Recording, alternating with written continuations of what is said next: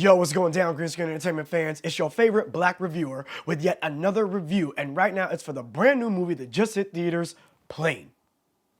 Now, this movie was directed by this guy. I know, my bad, I'm terrible with names, I'm the worst.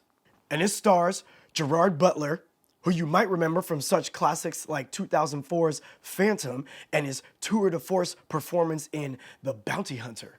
That dude from Ghost that had Sam killed, then turned around and tried to sleep with Molly. Sam. Oh, Carl. Yo, I'm sorry, y'all. This guy's great, but honestly, every time I see him, I can't help but think of that character. And we got Luke Cage himself. Now, the basic plot for this movie goes like this. We're following Gerard Butler's character. He's a pilot. His name is Brody, and he's got one last flight for the night as he's trying to make it home to his family for New Year's Eve. Now, on this night in particular, the weather is exceptionally terrible. So he tells his supervisor, yo, I don't really think it's a smart idea for us to fly in this type of weather. Maybe it'd be better if we flew around the storm or even above it to avoid any issues. Now, because the airline that he flies for is super cheap, I would liken them to somewhat of a Southwest type, if you will. They just want to save time and fuel. So his supervisor's like, you know what, Brody? It's really not that bad. In fact, your skills are so top-notch, why don't you go ahead and just fly straight through the storm? You'll be fine. And of course, as luck would have it, the plane ends up going down somewhere in the Philippine Islands, but because Brody's skills are top-notch, he was able to Captain Sully that shit and land smooth in the jungle. Now, once they get down there, they're able to kind of survey the area to a certain extent, and they do a couple quick algebra equations to basically try to pinpoint where exactly in the Philippine Islands they may have landed.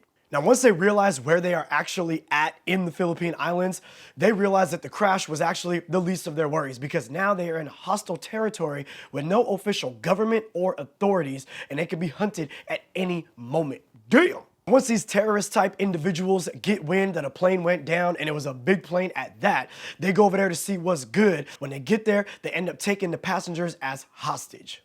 Meanwhile, back in the States, once the airline actually figures out what's jumping off, they end up calling in the Wolf.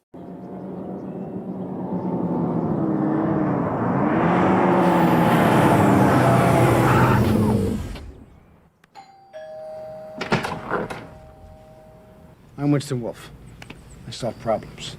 Now, this guy hits up the practice squad for SEAL Team 6 to go over there, parachute into hostile territory in order to get the passengers back unharmed. And that's pretty much where everything jumps off.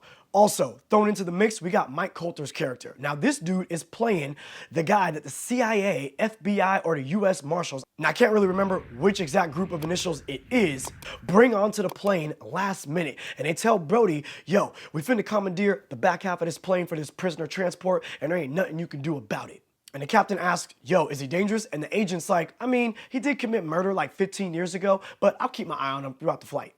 So... Now, straight out the gate, I thought that this movie was hella fun. In fact, I damn near liked it a lot, and let me tell you why. Now, this movie starts off with a slow burn based on what you would probably expect going into a Gerard Butler action fest. Because if I'm keeping it 1,000% real, we've seen all of his movies. Olympus Has Fallen, London Has Fallen, Angel Has Fallen, 300. You've seen them all, so you understand what you're gonna get with a Gerard Butler film. With that in mind, what I appreciated was that this movie and its characters ride that line of believability and the everyman concept very well throughout. And what I mean by that is that even though we're not really getting a straight deep dive into all the characters' backstory, we're definitely given enough to believe that they can do what they're actually doing on screen. And that's what you need in an action film. There has to be a bit of believability, or else I'm not really on board with anything you're showing me.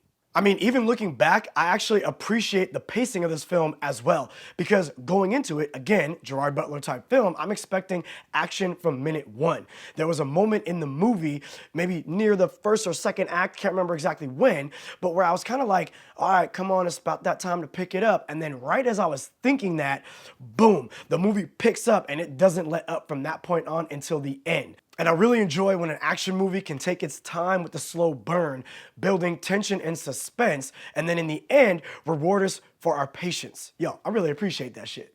Now let's talk about Mike Colter for a minute. Now, while I said that we don't really get a deep dive into any particular character's backstory, we do get enough of him to understand that maybe he's not as bad as they're making him out to be, possibly even wrongfully accused. Now, I'm definitely not gonna fault the movie for not giving me that deep dive, but at the same time, I'm leaving the theater wondering, what the fuck did he do? Also, with the addition of Mike Colter in this movie, I feel like this movie is probably a bit more like Con Air than it actually intended to be. Because in the end of the day, with Mike Colter being on this plane, kind of in the same way that Nick Cage was on the plane in Con Air, and if he's not really a good dude, the type of good dude that would help out in a situation like this, well then Johnny 23 becomes Johnny 24 and Cyrus the Damn Virus gets away with his whole plot and plan. Because I'm gonna tell you like this, without the help of Mike Colter's character, ain't nobody on this trip gonna be able to survive to tell a story. And that's all facts, no cap. And your homie is not upset that I got a little bit of 90s Con Air mixed in with my 2023 flight to the Philippines, because you know what? The movie gave me enough at both ends of the film and with all the characters to enjoy myself throughout. Now, who do I think that this movie is for? Obviously, this movie is for someone like myself, an 80s baby who grew up in the 80s and the 90s, loving action films that oftentimes didn't really need to make the most sense, as long as from time to time I was able to see someone get hit with a sniper rifle from long distance and fly through a truck window.